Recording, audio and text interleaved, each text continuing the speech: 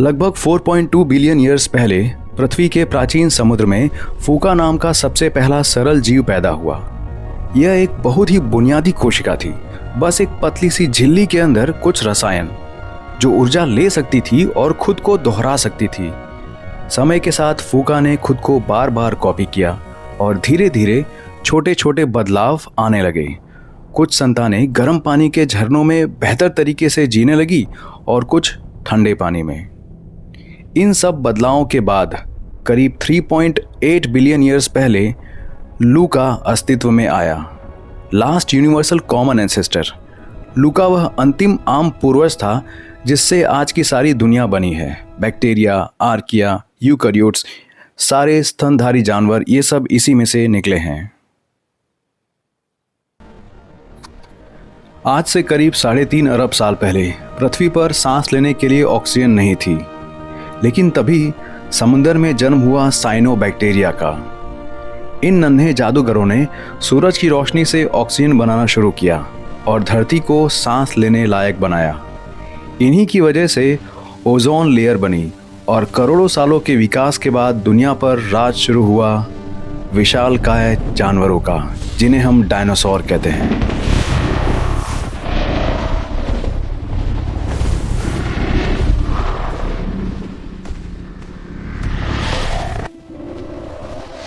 फिर आया वह काला दिन करीब 6.6 करोड़ साल पहले, जब सब कुछ शांत था।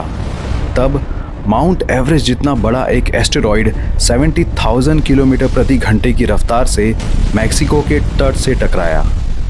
यह धमाका इतना शक्तिशाली था कि पलक झपकते ही हजारों मील का इलाका भाप बनकर उड़ गया। तबाही यही नहीं रुकी। टक्कर से उछला मलबा जब वापस गिरा तो वह आग के गोलों में बदल चुका था। आसमान से अरबों जलते हुए पत्थरों की अग्नि वर्षा होने लगी। पूरी दुनिया एक तपते हुए अवन जैसी बन गई और धरती के तमाम जंगल जल उठे। राख और धुएं के बादलों ने सूरज को पूरी तरह निगल लिया। सालों तक धरती पर काली रात छाई रही और तापमान 0 से भी नीचे गिर गया। एक भयानक इम्पैक्ट विंटर शुरू हुआ। बिना धूप के पौधे मर गए और इसी भूख और कड़ाके की ठंड ने बचे खुचे डायनासोर को भी हमेशा के लिए खत्म कर दिया। इस महाप्रलय ने 75% जीव को खत्म कर दिया, लेकिन जमीन के नीचे छुपे कुछ छोटे स्तनधारी बच निकले। डायनासोरों के इस अंत ने ही हम इंसानों के जन्म का रास्ता साफ किया। यह कहानी है एक अंत की, जिससे हमारी शुरुआत हुई।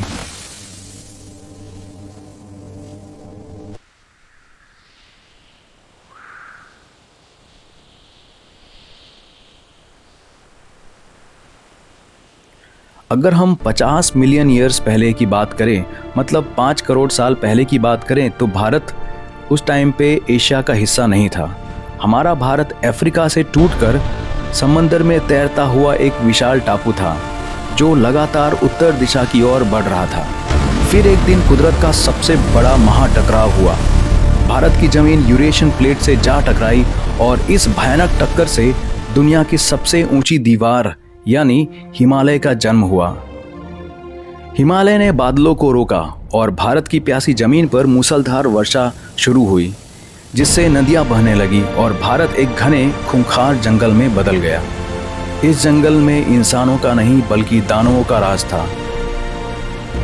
स्टिगोडन नाम के विशालकाय हाथी घूमते थे, जिनके दांत 10 फीट तक लंबे होते थे और ट्रक के आकार जितने बड़े दरियाई घोड़े जैसे जानवर नदियों में राज करते थे। इन्हें हेक्साप्रोटोडन कहते थे।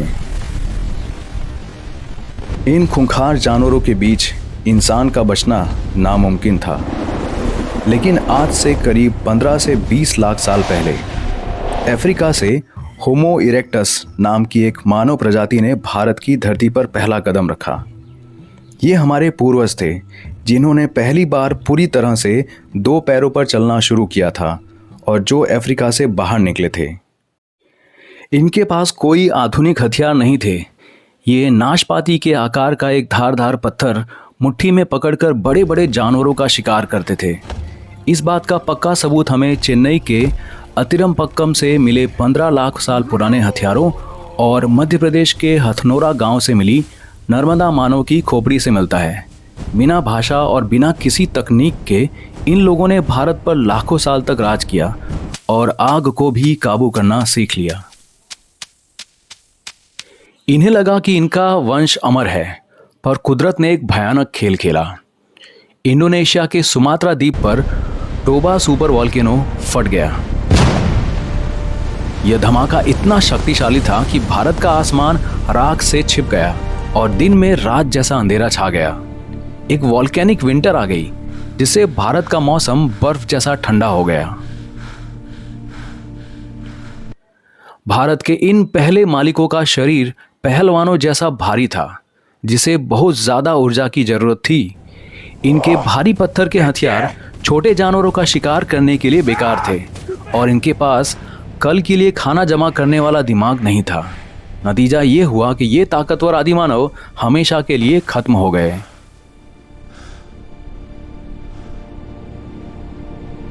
टोबा की राख ने अफ्रीका तक में तबाही मचाई। वहां एक नई प्रजाति होमो सेपियंस यानी आधुनिक इंसान, जिसका दिमाग काफी बड़ा और विकसित था, अपनी जान बचाने के लिए संघर्ष कर रहा था। अफ्रीका में सूखे के कारण उन्होंने एक बहुत बड़ा फैसला लिया। समंदर के किनारे किनारे चलते हुए आगे बढ़े। हजारों सालों के सफर के बाद आज से करीब 65,000 साल पहले उन्होंने भारत की दहलीज पर कदम रखा। लेकिन भारत में घने जंगलों में हर तरफ खूंखार शेर और चीते घात लगाए बैठे थे। खुद को बचाने के लिए इन इंसानों ने मध्य प्रदेश में भीमबेटका में कुदरत के बनाए विशाल पत्थर के महलों को अपना पहला घर बनाया। इन गुफाओं में वो रहने लगे। रात के समय गुफा के दरवाजे पर जलाई गई आग उनका सिक्योरिटी गार्ड बन गई, जो जानवरों को दूर रखती थी और पूरे कबीले को एक साथ जोड़ती थी। पुराने जानवर अब खत्म हो चुके थे और जंगल में बिजली की रफ्तार से भागने वाले हिरण और पक्षी थे। उड़ती चिड़िया को भारी पत्थर से मार गिराना आसान नहीं था, इसीलिए इंसान के दिमाग ने इतिहास की पहली मिसाइल टेक्नोलॉजी बनाई। उन्होंने इंच भर के छोटे और बेहद धारदार पत्थर से, मतलब माइक्रोलिथ से, उन्हें लकड़ियों पर लगाकर तीर कमान और भाले तैयार किए, जिससे वे दूर से ही सटीक शिकार कर सकते थे। उन्होंने खुद को सजाने के लिए महाराष्ट्र के जंगलों में मिलने वाले विशाल शुतुरमुर्ग के अंडों के छिलकों से गहने और पानी पीने के प्याले बनाए। इंसान अब सिर्फ पेट नहीं भर रहा था, उसने भीमबेटका की दीवारों पर लाल रंग से शिकार के चित्र बनाए, जो शायद उनके जादू या प्रार्थना का हिस्सा थे। यही नहीं, जब उनका कोई अपना मरता तो उन्होंने उसे गड्ढा खोदकर उसके हथियारों और गहनों के साथ दफनाना शुरू कर दिया, जिसके सबूत उत्तर प्रदेश के सराय नाहर राय में मिलते हैं। यह आत्मा और दूसरी दुनिया में विश्वास की सबसे पहली शुरुआत थी। लाखों सालों से भोजन के पीछे भागते इंसान के इतिहास में अब सबसे बड़ा मोड़ आया। आज से लगभग 9,000 साल पहले इंसान ने एक जादुई चीज खोजी, एक नन्हा सा बीज। शिकारी इंसान अब किसान बन गया।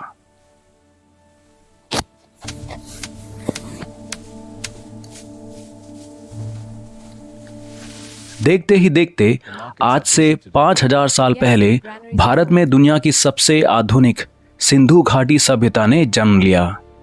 ये लोग इतने एडवांस थे कि इनकी सड़कें 90 डिग्री पर एक दूसरे को काटती थी। पूरी सभ्यता में ईंटों का अनुपात बिल्कुल एक समान था।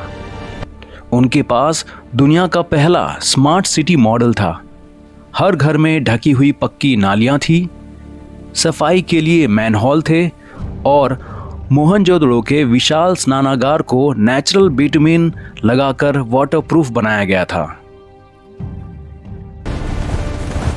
वहीं दूसरी तरफ उत्तर भारत में सिनौली और हस्तिनापुर की खुदाई से तांबे के शाही रथ और एंटीना तलवारें मिली, जो बताती हैं कि महाभारत जैसा युद्ध ये भी एक कल्पना नहीं बल्कि एक ऐतिहासिक सच हो सकता है।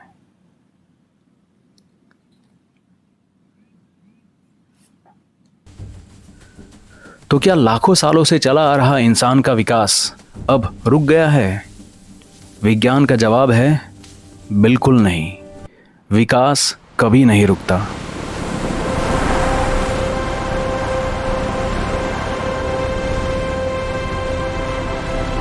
आज भी इंसान के अंदर हो रहे बदलाव इस विकास का सबूत है।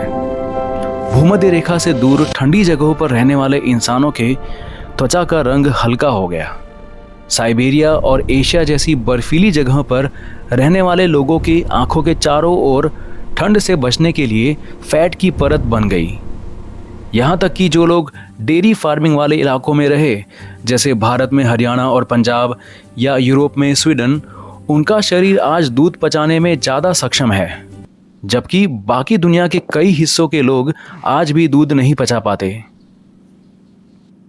विकास की यह अद्भुत कहानी जो समंदर के अंदर एक छोटे से सेल से शुरू हुई थी, वो इंसानी दिमाग के कारण आज आर्टिफिशियल इंटेलिजेंस और चैट जीपीटी जैसी जादुई तकनीक तक पहुंच चुकी है। अगली बार जब आप आईने में खुद को देखें तो याद रखिएगा कि आपके भीतर वो इंसान खड़ा है जिसने ज्वालामुखियों की राख को झेला है, खूंखार जानवरों को हराया है और अपनी बुद्धि के बल पर कभी हार न मानने का इतिहास रचा है। हमारा यह सफ़र आज भी जारी है।